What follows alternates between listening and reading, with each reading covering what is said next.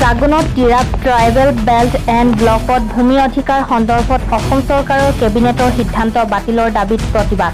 অসম চৰকাৰৰ কেবিনেটে Tirap tribal belt and ব্লকত অসংৰক্ষিত জনগোষ্ঠীৰ লোকৰ ভূমি অধিকাৰ প্ৰদানৰ সন্দৰ্ভত গ্ৰহণ কৰা সিদ্ধান্ত বাতিলৰ দাবীত জাগুনত উত্তাল প্ৰতিবাদ সাব্যস্ত কৰে জনজাতীয় সংগঠন আৰু ৰাইজে।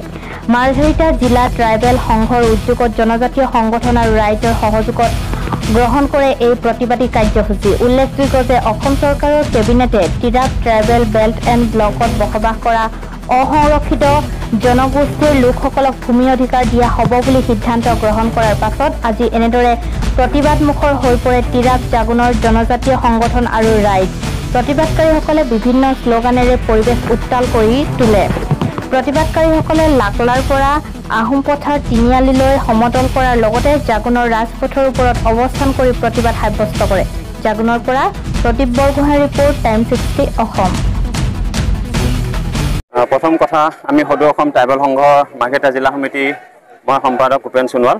আপোনালোকক আমি সৰ্বপ্ৰথমে আমাৰ যিসকল সাংবাদিক বন্ধু আমি আপোনালোকৰ শ্ৰীচৰণত কোটি কোটি প্ৰণাম জনাইছোঁ। যিহেতু আপোনালোকে আমাৰ এই যিখিনি আমাৰ সমস্যা সেই সমস্যাখিনি আপোনালোকে আজি অসমৰ তথা ভাৰতৰ প্ৰেক্ষাপটত দাঙি ধৰিবলৈ আপোনালোকে আগবাঢ়িছে, তাৰ কাৰণে আপোনালোকৰ ওচৰত সহস্ৰ প্ৰণাম। আপুনি কথাটো কৈছে হয়, কিন্তু এই যিটো আমাৰ Tirap tribal belt and block এইটো আপোনাৰ 1947 আপোনাৰ 46-47 তেতিয়াই গঠন কৰা। কিন্তু তেতিয়াৰ পৰা যিখিনি আজি ইয়াত জনজাতিৰ লোক আছিলে সেই জনজাতিৰ লোকসকলে ইয়াত আছিলে। আৰু তেতিয়া আপোনাৰ যেতিয়া 1951 চনত তেতিয়া ইয়াত আপোনাৰ নেপালী সম্প্ৰদায়ে 401টা পৰিয়াল আনিছিলে, অসমীয়া 13টা, বঙালী 2টা আৰু আপোনাৰ বিহাৰী 16টা পৰিয়াল তেনেকৈ আহি ইয়াত সংস্থাপন কৰিছিলে প্ৰথম কথা। আৰু তেতিয়াই আপোনাৰ 1951 চনত ইয়াত নেপালী হিচাপে মানে তেখেতলোকক ইয়াত সংৰক্ষণ কৰিছিলে। কিন্তু এতিয়া দেখা যায় যে গোৰ্খা বুলি কোৱা হ'ব, সেইটো কথাটোৱে কৈ আছোঁ যে তেতিয়া নেপালী বুলিহে আছিলে ইয়াত। আৰু যি 1951 চনত যদি আজি সংবিধানক তেখেতলোকক স্বীকৃতি ল'ব লাগে, সেই সংবিধানক আমি সদায় নমস্য আৰু এই সংবিধানৰ কথা আমি মানিবলৈ বাধ্য 51 চনত যিটো। কিন্তু এতিয়া কথা হ'ল তেওঁলোকে এটা গোৰ্খা সম্প্ৰদায় ইয়াত সৃষ্টি কৰিছে। এতিয়া গোৰ্খা বুলি ক'লে আমি এইটোৱে জানো যে অসম তথা ভাৰতৰ বিশ্বৰ বুকুত গোৰ্খাৰ এটা ৰেজিমেণ্ট আছে, যিটো ভাৰতৰ বুকুত সদায় জিলিকি থাকিব আৰু সদায় সেইটোক আমি সদায় চেলুট জনাওঁ। যিহেতু আমাৰ দেশ স্বাধীনতাৰ ক্ষেত্ৰত সেই গোৰ্খা ৰেজিমেণ্টৰ এটা অৱদান আছে, গতিকে আমি গোৰ্খা ৰেজিমেণ্টক সদায় চেলুট কৰোঁ। কিন্তু আজি হঠাৎ এটা গোৰ্খা হিচাপে জাতি উৎপন্ন হৈছে, যিটো ইয়াত 1951 চনত নেপালী হিচাপেহে মানে তেখেতলোকৰ এজন উপাধ্যায় বুলি এজন আনি পিনে ইয়াত সংস্থাপন কৰিছিল। সেইটো তেখেতলোকৰ নেপালী মানুহে আনিছিল ইয়াত। নেপালী বুলি আমাৰ লগত সম্পূৰ্ণ ইয়াত তথ্য আছে, যে আপোনালোকক যদি কয় আমি বোলে দেখাব পাৰোঁ। গতিকে তেনে ক্ষেত্ৰত আজি ইয়াত আকৌ এটা গোৰ্খা বুলি পিনে যেতিয়া ইয়াত এটা সৃষ্টি কৰিলে বাতাবৰণ, গতিকে তাতে মানুহৰ এটা মানে আমাৰ এই সমস্যা এটা সৃষ্টি হ'ল। আৰু ইয়াত যিখিনি আছে সংহিত যেনেকৈ আহোম, মৰাণ, মটক বা অন্যান্য কোচ ৰাজবংশী বা আদিবাসী যাকেই নহওক, আমি কিন্তু তেওঁলোকক মানে কোনো জাতি বা অসংৰক্ষিত শ্ৰেণী বুলি আমি কেতিয়াও ক'বলৈ যোৱা নাই। কথা হ'ল কি, ইয়াত কোনো ধৰণৰ মৰাণ মটকৰ গাঁও নাই, কোচ ৰাজবংশী 100তকৈ কম সংখ্যক ইয়াত আছে, গাঁও নাই। তেনেস্থলত তেওঁলোকৰ কান্ধত বন্ধুক থৈ ইয়াত কি মানে তেখেতলোকে লাভালাভ কৰিব কৰিছে আমাৰ ভাস্কৰ শৰ্মা ডাঙৰীয়াই, সেইটো আমাৰ জনা আছে।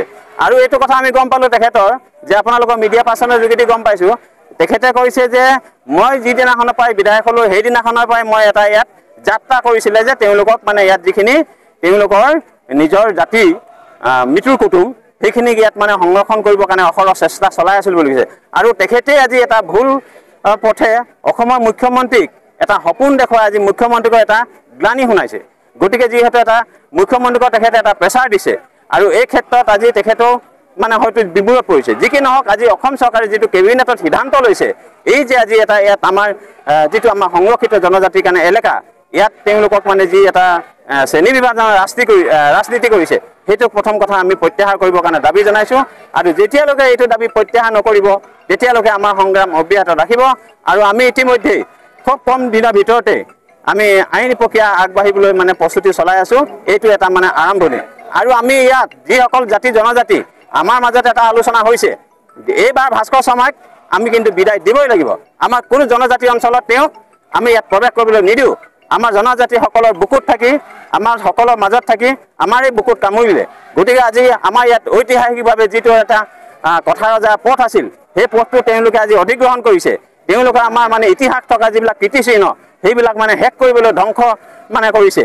গতিকে আমাৰ জনজাতিসকলক এই টিয়াৰ বেল্টত আমি যিহেতু সংৰক্ষিত আছিলোঁ, গতিকে এতিয়া আমি তেওঁলোকে আমাক ইয়াত উলংঘ কৰিবৰ কাৰণে ভাস্কৰ শৰ্মাই যিটো এটা প্ৰৱণতা চলাইছে গৰিহণা দিছোঁ, আৰু তেওঁ ইয়াত বিধায়ক হোৱাৰ যোগ্য নহয়। গতিকে বহুত যোগ্য প্ৰাৰ্থী। আপোনালোকে জ্ঞাত যে 1951 টিৰাপ ট্ৰাইবেল বেল্ট এইটো ট্ৰাইবেলসকলৰ কাৰণে সুৰক্ষা দিবৰ কাৰণে টিৰাপ ট্ৰাইবেল বেল্ট গঠন কৰা হৈছিল। কিন্তু যোৱা 31 জুলাই তাৰিখে অসমৰ কেবিনেটে এটা সিদ্ধান্ত লৈছে যে ইয়াত টিৰাপ ট্ৰাইবেল বেল্টত অসংৰক্ষিত শ্ৰেণীক সংৰক্ষিত শ্ৰেণী হিচাপে তেওঁলোকে ঘোষণা কৰিবৰ কাৰণে কেবিনেটে সিদ্ধান্ত লোৱাৰ প্ৰতিবাদত আজি আমি ওলাই আহিছোঁ। আমি ক'বলৈ বিচাৰিছোঁ যে যদি এই অসংৰক্ষিত শ্ৰেণীক যদি সংৰক্ষিত হিচাপে ইয়াত যদি ঘোষণা কৰে, তেতিয়াহ'লে আমাৰ ইয়াত বসবাস কৰি থকা সৰু সৰু ক্ষুদ্ৰ ট্ৰাইবেল গোষ্ঠীসকল ইয়াত বিপন্নাপন্ন হ'ব। অনাগত দিনত ইয়াত পলিটিকেলি, ইয়াত ডেমোগ্ৰাফিকেলি ইয়াত যদি পপুলেশ্যন পেটাৰ্ণটো যায়, তেতিয়াহ'লে আমাৰ ইয়াত ড্ৰাষ্টিক এটা চেঞ্জ হ'ব। এইকাৰণে আজিৰ এই প্ৰতিবাদৰ জৰিয়তে অসম চৰকাৰৰ মাননীয় মুখ্যমন্ত্ৰীক আহ্বান জনাব বিচাৰিছোঁ, যিটো কেবিনেট সিদ্ধান্ত আছিলে এই কেবিনেট সিদ্ধান্তক পুনৰীক্ষণ কৰি মেলি এইটো ৰিভক কৰিব লাগে।